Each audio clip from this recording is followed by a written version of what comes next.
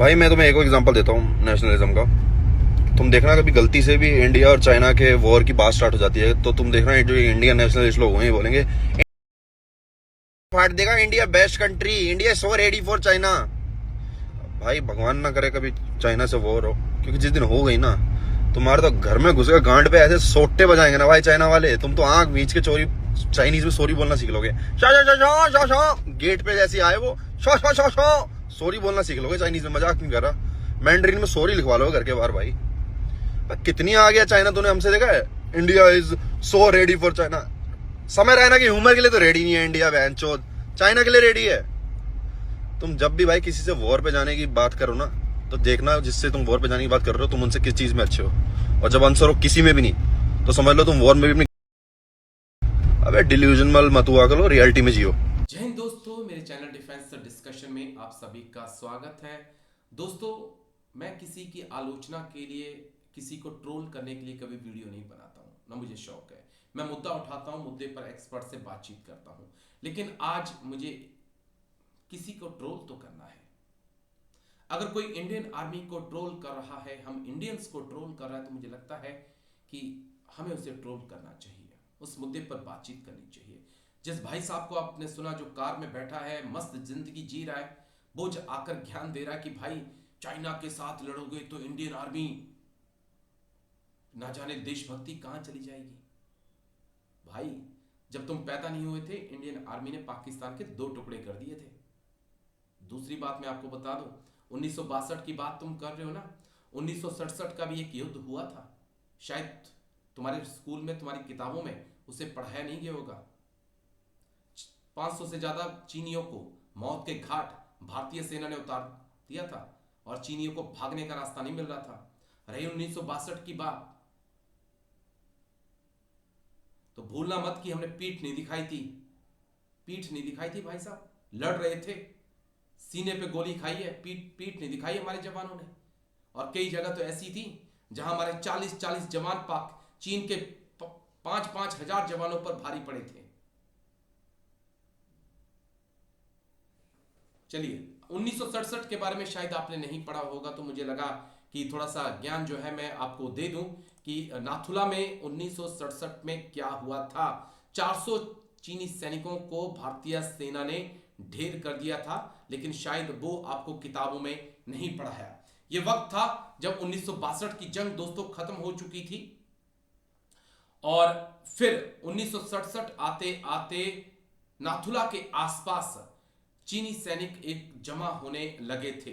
वो लगातार भारत को धमका रहे थे कि यहां से निकल जाओ, नहीं तो हम जो है आपके ऊपर हमला कर देंगे, आपको सबक सिखाएंगे 1962 जैसा। लेकिन यहां कुछ और ही होने वाला था।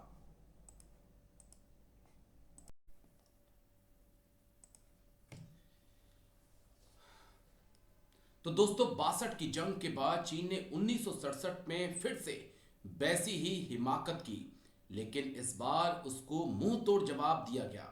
11 सितंबर 1967 को चीन की पीएलए के सैनिकों ने नाथुला में भारतीय सेना की चौकियों पर हमला कर दिया था। यह जगह तिब्बत से सटी हुई है। भारत ने इसका करारा जवाब दिया। भारत की तरफ से तोपों से हमला शुरू कर दिया गया। इस हमले में चीन के करीब 400 सैनिक मारे गए। चीनी सेना को उस समय भारतीय सेना ने 20 किलोमीटर पीछे तक धकेल दिया था। भारत ने हालांकि 15 सितंबर 1967 को चीन से अपने सैनिकों के शव ले जाने के लिए कहा। भारत ने नाथुला बॉर्डर को हासिल करने में सफलता हासिल की थी। उस समय के भारत के बहादुर जनरल सगत सिंह राठौर ने भारत सरकार के उस आदेश को भी मानने से इनकार कर दिया था कि नाथुला एक स्वाभाविक बॉर्डर है। तो शायद इस जंग के बारे में इस भाई को पता नहीं होगा, और ये भाई कह रहे हैं कि चीन के नाम से खौफ खा जाएंगे, ना जाने कैसे कैसे वेपन उनके पास है। भाई 2020 गलवान याद करिएगा, 20 जवान हमने खोए हैं, लेकिन 45 जवानों को उनके मौत के घाट उतारा, जब वो भी उस वक्त जब पहला हमला चीनियों की तरफ से किया गया था। लेकिन आप कह रहे हैं ना कि चीन के पास ना जाने कौन कौन से वेपन है। भाई, वेपन चलाने के लिए मैन बिहाइंड द मशीन चाहिए। मैन बिहाइंड द मशीन भी होना चाहिए। और वेपन आप कितने बना लो, हालात ये हैं चीन की आर्मी के कि उनके पास उनके सैनिकों को ट्रेनिंग देने के लिए अच्छे सोल्जर्स, अच्छे उस्ताद नहीं है। ब्रिटेन से, ऑस्ट्रेलिया से, अमेरिका से, पाकिस्तान से वो बुलाते हैं ताकि उनके चॉकलेट आर्मी को कोई ट्रेनिंग दे, उनको सिखाए।